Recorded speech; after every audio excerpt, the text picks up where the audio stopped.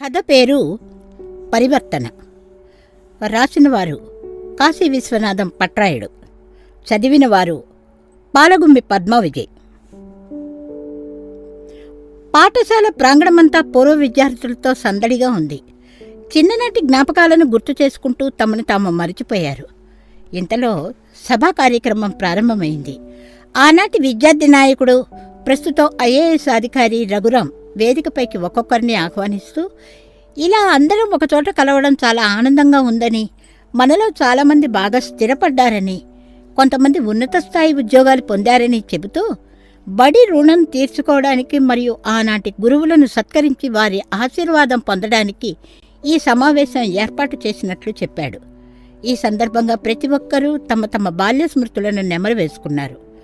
రఘురాం మాట్లాడుతూ, నేను ఐఏఎస్ అధికారి కావడానికి కారణం నారాయణరావు మాస్టారు, అతని రుణం తీర్చుకోలేనిది అంటూ వేదిక పైన ఉన్న నారాయణరావు మాస్టార్కి పాదాలకు నమస్కరించి తిరిగి తన ప్రసంగం కొనసాగించాడు. రఘురాం చెప్పిన మాటలతో మాస్టార్కి గతం గుర్తుకొచ్చింది. ఉదయం 10 గంటలు కావస్తోంది. నారాయణరావు మాస్టారు ఫలహారం చేసి వాళ్ళ కుర్చీలో కూర్చుని దినపత్రిక చదువుకుంటున్నారు. అదే దారిన వెళుతున్న శివయ్య వసారాలోకి వచ్చి, అయ్యా అని పిలిచాడు. ఎవరు నాయనా అన్నారు కళ్ళజోడు సరిచేసుకుంటూ మాస్టర్. నేను బాబు శివయ్యని అన్నాడు మాస్టర్కి వినపడేలా.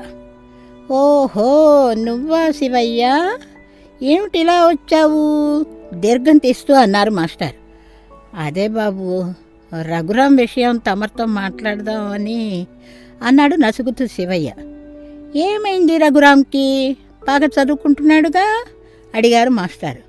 ఆ మాటకి, లేదు బాబు, ఈ మధ్య ఆడ బడికి సరిగ్గా వెళ్ళడం లేదని ఇంటికి పంపించేశారు అన్నాడు బాధగా శివయ్య.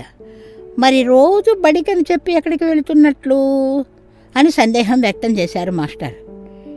ఏమో బాబు, నాకేటి తోచలేదు, ఆడి బతుకు ఎలా వెళ్తాదో అర్థం కాలేదు, మీరు పాలు ఆడితో మాట్లాడి భయం చెప్పండి అని మాస్టర్ని వేడుకున్నాడు శివయ్య.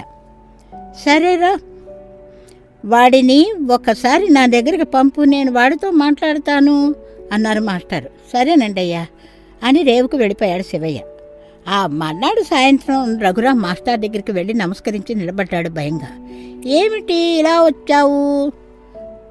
మాయం మీ కాడికి వెళ్ళమన్నాడు అంటూ భయంగా సమాధానం ఇచ్చాడు రఘురాం. ఏం చేస్తున్నావురా అని దీర్ఘం తీసి అడిగారు మాస్టర్. 8వ తరగతి సార్ అన్నాడు ముక్తసరిగా. ఈరోజు బడికెళ్ళావా, ఏమిటి సంగతులు అని అడిగారు మాస్టర్. ఆ ప్రశ్నకి నీళ్లు నవ్వులుతూ నిలబడ్డాడే కానీ సమాధానం చెప్పలేదు రఘురాం. మాస్టర్ రఘురాంని దగ్గరికి తీసుకుని, నీకేమీ భయం లేదు, నేనున్నానుగా, నీ సమస్య ఏమిటో చెప్పు అని సౌమ్యంగా అడిగారు. రఘురాం ఏడుస్తూ తన మనసులోని విషయాలను ఒక్కొక్కటిగా చెప్పసాగాడు. చామలాపల్లి ఒక మారుమూల పల్లెటూరు. రవాణా సౌకర్యాలు లేవు. ఆ ఊళ్ళో ప్రాథమిక పాఠశాల మాత్రమే ఉంది. చదువుకునేవారి సంఖ్య కూడా తక్కువే. ప్రాథమిక విద్యను పూర్తి చేసుకున్న విద్యార్థులంతా 4 కిలోమీటర్ల దూరంలో ఉన్న ధర్మవరం హైస్కూల్కి వెళ్ళి చదువుకుంటారు. బాగా చదువుకుని ఉద్యోగం చేయాలని కొడుకును చదివిస్తున్నాడు శివయ్య. ప్రతిరోజు విద్యార్థులంతా సరదాగా కబురు చెప్పుకుంటూ ఒకరినొకరు ఏడిపించుకుంటూ మధ్యలో చెరువు గట్టుపై ఉన్న సీమచింతకాయలు రాలగొట్టి తింటూ పాఠశాలకు వెళ్ళేవారు. రఘురాం, ఆకాష్, నరేంద్ర ఈ ముగ్గురు మాత్రం గోళికాయలు ఆడుకుంటూ చెరువులో ఈత కొడుతూ బడికి వెళ్ళేవారు కాదు. తల్లిదండ్రులకి అనుమానం రాకుండా సాయంత్రం పాఠశాల నుంచి తిరిగి వచ్చే విద్యార్థులతో కలిసి ఇంటికి వెళ్ళేవారు. కొన్ని రోజుల తర్వాత ప్రధానోపాధ్యాయుల వారు ఈ ముగ్గురు పిల్లల తల్లిదండ్రులకి కబురు పెట్టి తమ విద్యార్థులు పాఠశాలకి కొంతకాలంగా గైర్హాజరు అవుతున్నారని, తల్లిదండ్రులుగా మీరు పట్టించుకోకపోతే ఎలాగని మందలించారు.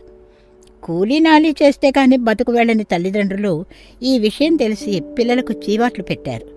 ఇక ముందు ఇలా జరగదని, పిల్లల భవిష్యత్తును దృష్టిలో పెట్టుకుని పాఠశాలకు రావడానికి అనుమతి ఇవ్వండి అని ప్రధానోపాధ్యాయుడిని వేడుకున్నారు. ఇలా స్నేహితులతో కూడి చేసిన అల్లరి పనులన్నీ ఎకరు పెట్టాడు రఘురాం. అంతేకాదు, తనకి రాయడం చదవడం అంటే కష్టంగా ఉందని కూడా చెప్పాడు. సావధానంగా విన్న మాస్టారు, ఒరే రఘురాం, ఓ మాట చెబుతాను వింటావా? ఇవాళ చదవడం రాయడమే కష్టమైతే రేపు జీవితాంతం కష్టపడాలి. సరే, నువ్వన్నట్లు నీకేది సులువో ఏది ఇష్టమో ఆ పన్నే చేద్దువు కానీ ముందుగా నేను చెప్పినట్లు చేస్తావా అని అడిగారు మాస్టర్. అలాగే మాస్టారు అన్నాడు రఘురాం. నువ్వు రేపటి నుంచి 4 రోజుల పాటు మీ అమ్మ నాన్నకి బట్టలు ఉతకడంలో సాయం చేయి. 5వ రోజు నాడు నా దగ్గరికి రా అని చెప్పి పంపించేశారు మాస్టర్. 5 రోజులు గడిచాయి. తండ్రితో సహా రఘురాం ఏడ్చుకుంటూ మాస్టర్ గారిని కలిశాడు. ఏమైంది, ఎందుకు ఏడుస్తున్నావు అని అడిగారు రఘురాంని. తన 2 అరచేతుల్ని చూపించాడు రఘురాం. సోడా ప్రభావానికి అరచేతులు కన్నాలు పడ్డాయి. తిండి కూడా తినలేకపోతున్నాడు. కొడుకు చేత ఎప్పుడూ పని చేయించని శివయ్య కొడుకుని అలా చూసేసరికి మనసులోనే బాధపడ్డాడు. ఏది ఏమైనా పిల్లల్లో మార్పు కోసం మాస్టర్ మీద గౌరవంతో దుఃఖాన్ని దిగమింగుకున్నాడు శివయ్య. మీ నాన్న చేతులు కాళ్ళు ఎప్పుడైనా చూసావా అన్నారు మాస్టారు. తండ్రి పాదాల వంక అరచేతుల వైపు చూశాడు రఘురాం. కన్నాలు పడి రక్తం కారుతూ ఉన్నాయి కాళ్ళు చేతులు. అది చూసిన రఘురాం కన్నీటి పర్యంతం అయ్యాడు. చూసావా రఘురాం, మీ అమ్మ నాన్న నిన్ను చదివించటం కోసం, నిన్ను పోషించటం కోసం కష్టం అంటే ఏమిటో నీకు తెలియకుండా రేయింబవళ్ళు కష్టపడుతున్నారు. చదవడం రాయడమే నువ్వు కష్టం అనుకున్నావు అని చెప్తూ ఉండగానే మాస్టారి పాదాలపై పడి, ఇక ముందు బుద్ధిగా చదువుకుని మంచి పేరు తెచ్చుకుంటాను, తప్పు సరిదిద్దుకుంటాను అన్నాడు రఘురాం. తప్పులు అందరూ చేస్తారా, అది తెలుసుకుని మారేవారే గొప్పవారవుతారు అన్నారు మాస్టర్. కొడుకులో వచ్చిన మార్పుకు సంతోషించాడు శివయ్య.